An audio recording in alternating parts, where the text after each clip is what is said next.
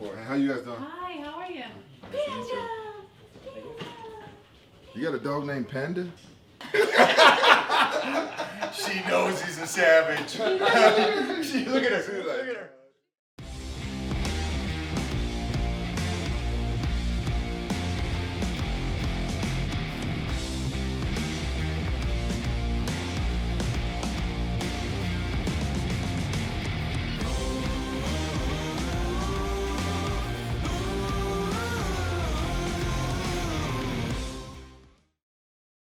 Rampage Jackson, the legend, from Pride to UFC. How you feeling? I'm feeling good, man. Up early? Up early? I'm normally not up this early unless I'm training for a fight, but it was good. It was an honor to come work out with you. Oh, thanks, man. Yeah. I appreciate that. Yeah, I'm learning. I seen some stuff I ain't never seen. I seen some equipment I never seen before. There we go. Yeah. And you've been in the gym just a little bit. Just a little bit.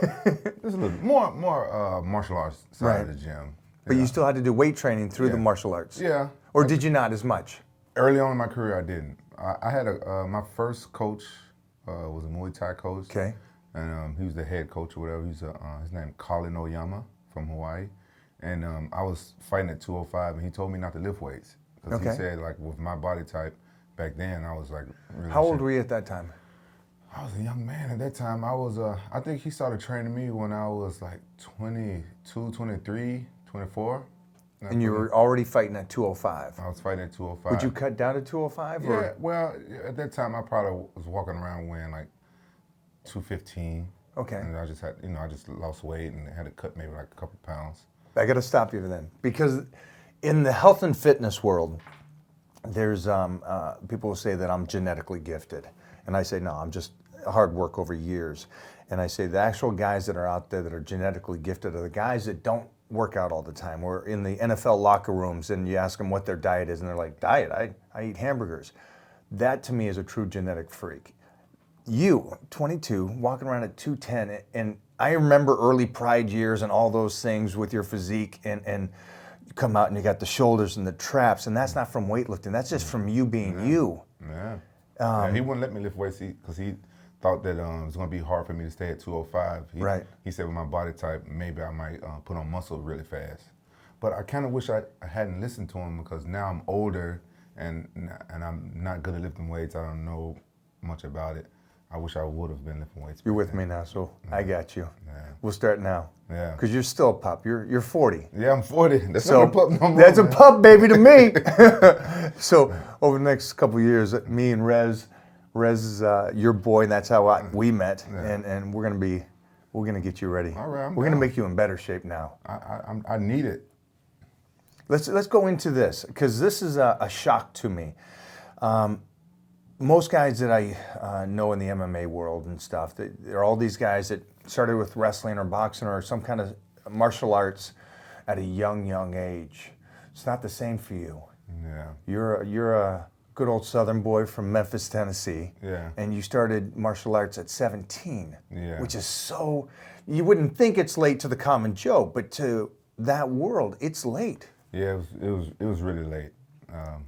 I wanted to play football. I wanted to do something. In my neighborhood I grew up in, there was no wrestling. But when I moved to a better part of Memphis, it was wrestling, and I went on from there. I fell in love with the sport, and it led me to MMA. What'd you fall in love with? I used to like picking people up and slamming them. I don't know. I always wanted to be a pro wrestler. Okay, really? Yeah. Wow, we just had Billy Gunn here, so this is cool. So you wanted to be a pro wrestler because you got the personality and definitely the look. You got that unique, strong character personality, and that's the one thing I loved about you is there's a lot of champions, but there was just something deeper in you. When I watched you on TV, I go, I like this guy. I haven't met him, don't know him, but I'm a fan. Thanks, I'm a fan of how you carried yourself, how you talked, and how you did your stuff. I like the controlled chaos that you brought. Yeah, it's for me. It's fun. It's like it was my avenue to go out there, and it's hard. It's really hard to explain. I grew up, where my family used to always make fun of me because I was a weird kid howling, And you know what I'm saying? And you know. Which, thank you. You scared my dogs when you came in the house. Yeah, Appreciate that. Yeah, Panda would never be no friend now. Yeah. You come into the one place that has dire wolves and you howl and they all go, "What the heck? That's a real wolf. I'm out of here." Yeah, I'm still kind of upset about that. The dog didn't like me. If you guys don't know, right now Panda is hiding under the table and scared of him. So I'm not happy about that one. I'm still scared of you though. So I made a mistake. Yeah, but fighting was good for me. It's good for me to show my personality because you know I'm a big kid. I like entertaining people and stuff like that. So it was really good. You know, it was a really good avenue for me. I'm glad that I found the sport of MMA. It changed my life. Wrestling changed my life, and it was a mistake going into MMA. I never planned on being an MMA fighter. I didn't watch it. I didn't know anything about it. But one of my friends I used to wrestle with in high school was doing it. When I got back from college, I was wrestling in college a little bit, and he asked me to help him train for a fight. And they threw me in a fight like 2 days' notice with the champion of Memphis. Wow! And right in with the guy. Right in with the guy, and I ended. How old were you? Oh, I was probably like 20, 21. Wow. 21. Yeah. So the first fight, 2021, and from ground zero, in a sense, from competing in a MMA fight, they throw you in with the champ. Yeah, my first fight threw me in with What the happened? champion. I ended up beating him by decision. It was a tough fight. You know, I grew up street fighting, and I thought I knew how to throw hands and stuff. But as soon as I got in there with a real fighter, man, it was a learning lesson. I had to like really grind to win that fight because all my family came. Everybody was there, and I didn't know what to expect. It was a fight. You know, I wouldn't have been ashamed if I would have lost, but you know, ain't no quitting me. So right. Yeah, the guy, he was like a jiu-jitsu purple belt at the time, and I've only heard of jiu-jitsu a couple of days ago, and I was helping my friend train for the fight. It was a real tough fight. So even though you went through this battle and you won, were you a different person after that battle? Which is so fast because it was one day, a couple days before, boom, you're fighting the champ, and then the next day. What changes happened between that week, from the start of the week to the end of the week? Man, it opened up my whole mind. I was like, wow, you know, it's a sport out here that's tailor-made for me. It's not pro wrestling, but this sport is tailor-made for me because the part I didn't tell you about me is that I grew up fighting. Maybe that's why I took to the sport so fast, even though with little experience, because in Memphis, we're known for fighting. I don't know why my talent's like that, and I had a lot of little bitty friends, so they always was getting picked on by bullies. So I used to always beat up the bullies for them. So you were protecting. Yeah, so I always had the experience in fighting. I loved fighting. I didn't like to start the fights, but I always loved fighting. But if somebody's picking a fight, you jumping in. I'm jumping in. No. You picked the wrong fight. Yeah. I'm good to go. I'm gonna finish it. And so I was like, this sport is tailor-made for me, and I can't get in trouble for fighting people. So relative to the streets. Yeah, and it changed my life, and it changed it in a positive way. When you were growing up with the family and everything, and you started getting in fights in the street, what was it that was, besides, because it doesn't sound like to me, it was you were going out on the streets looking for fights. You were out there with your people, your crew, your friends, and then trouble comes looking, and you were up for it. Yeah. And then you also grew up in an area that was known for fighting. Yeah, I grew up in a tough area that's known for fighting. Where'd you actually grow up? I grew up. You heard of Elvis Presley? Yeah. Yeah. My dog was named Elvis. Oh, really? My fans know I love Elvis. Yeah. So I grew up in South Memphis. It was. I love that. Yeah, for you to understand, it's basically right down the street from Elvis Presley's mansion. His house. Yeah, his mansion's. I could do a whole show just talking about Elvis. So yeah. I talk about that. But what's it like? So you grew up there, and it was a tough neighborhood. Yeah, it was a pretty tough neighborhood. Either you had to know how to fight or you got picked on. In my neighborhood, and I run with the older kids, and my little brother and my. Was that because of your size, or what was that because of? Well, I want to be honest. Like the people that lived across the street from me, they knew my grandma. My grandma was the candy lady of the neighborhood. You know what that is? That's cool. Yeah. I don't know. Go. In the South, you have like a candy lady. She sell like all the candy. Like instead of walking all the way to the store, you just go to this candy lady house. So everybody in the neighborhood knew my grandmother. And you know, she got sick when I was young, and my mom moved in to help take care of her and stuff like that. So right across the street, it was these guys. They was all, it was like 5 of them, all brothers, and they was way older than me, and they knew me since I was a baby, because you know they used to come over to my grandma's house to buy candy and all that stuff, and they liked me, and you know I had a bunch of cousins, and you know my little brother and stuff like that. So these older guys, they liked me. I was tougher than all of them. They taught me how to play football with them and stuff like that, and they taught me how to fight from a young age. So when I was 8 years old, they like took me on their wing. I was their do boy. And like, you know what a do boy is? No, go. It's like, go. Boy, do this. Boy, do that. Okay. And I'm the one that, you know, my grandma wasn't a cannon lady no more because she passed away. So I had to go to the cannon lady for them. The other cannon lady, which was like a little farther away, go to the store for them, wash their cars. And the bad part was, you know, I was young, you know, these guys, they were selling drugs. So I had to hold their drugs and hold their guns. And then, you know, when I got a little older, I had to beat up the people that owed them money.